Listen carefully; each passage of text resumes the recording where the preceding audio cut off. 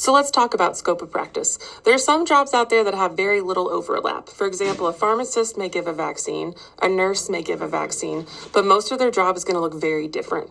Nursing is unique because you're going to work on a team with a lot of other people, this nursing team, and everyone's going to have a lot of overlap in their scope of practice. So it's the nurse's job to figure out how we can leverage the strengths and the scope of practice of other people on the team to make sure we're efficiently taking care of our patients. Let's talk about the 5 rights of delegation. First, we have right task. You have to make sure that the thing you're delegating is appropriate for the person you're giving it to. First off, it needs to be within their scope of practice. Usually it's a routine task with minimal risk, and it has a predictable outcome. The nurse is the one who's using the critical thinking here and making decisions about what has minimal or more risk. Next up, we have right circumstances. It should be a stable client, and they should have adequate resources and supervision to do that job. Next up, we have right person. That person should have competence in the task that we're delegating prior to us delegating it. And then also knowing that they have the appropriate knowledge, skills, and abilities to do that task. A lot of times it's going to be the RN delegating to an LPN and a UAP, or the LPN delegating to a UAP, or an RN delegating to other RNs. Next up, we have the right direction and communication. We need to be giving clear instructions, including the time frame. You can't just say, hey, go grab me some vital signs. Say like, I need it within 10 minutes. We also need to communicate the specific needs of the client. If you ask someone to go help feed a client and they're on thickened liquids, that's something you have to communicate. Make sure you're using thickened liquids when you go feed this client.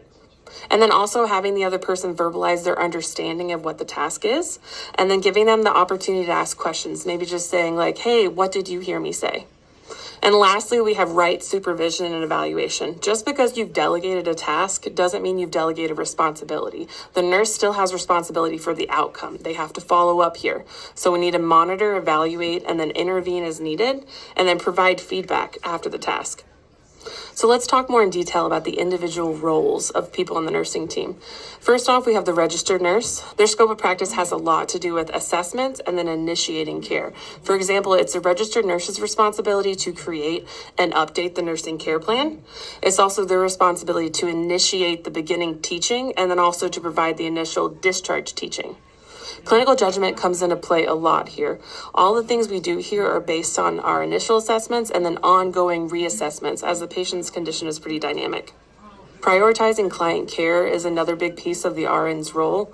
You have to decide how you can use the people on your team to delegate tasks, what needs to get done first, and how to make that happen. Also, initiating any kind of blood product, giving a blood transfusion, there's a lot more risk here because they could have some kind of reaction. So this is more the registered nurse's job. Next up, we have the licensed practical nurse, the LPN. Their scope of practice is really similar to the registered nurse, but it's a bit more narrow. So let's talk through some things that are commonly delegated here. First off, medication administration. You have to consider that permissions vary often by facility, by the area you're working in. So you have to be cognizant of that. They are often administering routine medications and usually cannot perform an IV push medication.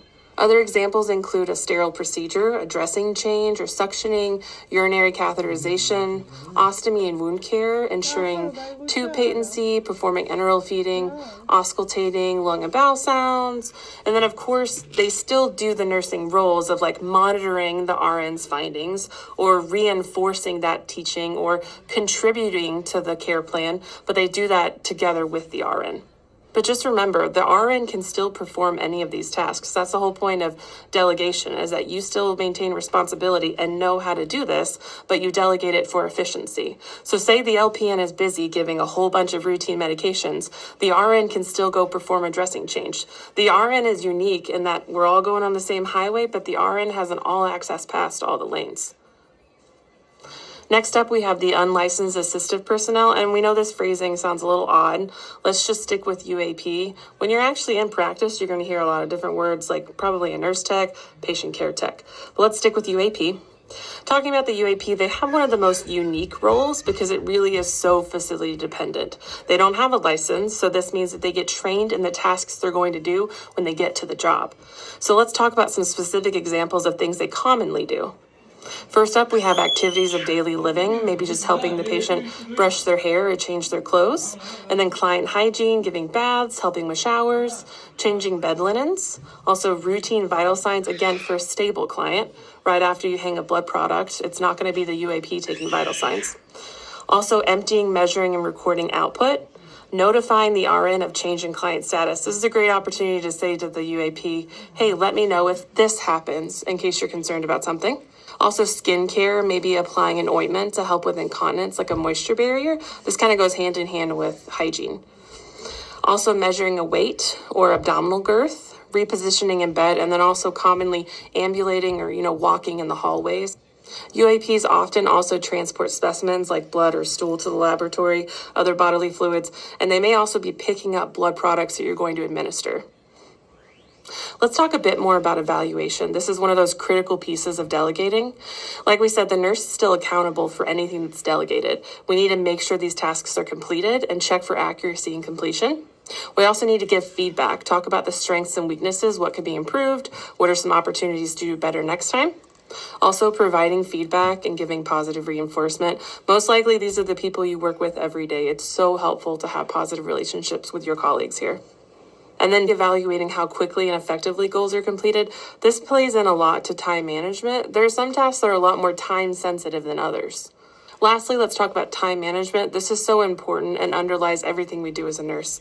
And effective delegation can really help make time management more efficient. Some of the important things include identifying tasks and activities for completion. You can make a list, pick out the things that are your highest priority and put stars by them. Set goals and time frames. And of course, always remember to finish one task before proceeding to the next. And then consistently throughout the day, you'll have to reprioritize tasks based on what's remaining, what comes up unexpectedly that you maybe didn't know. And then consistently throughout the day, you'll have to reprioritize based on your remaining tasks and the things that pop up unexpectedly that you haven't planned for. And then another helpful piece is dividing tasks into smaller, more manageable parts. This is really where delegation can be helpful because you can delegate some of those smaller pieces.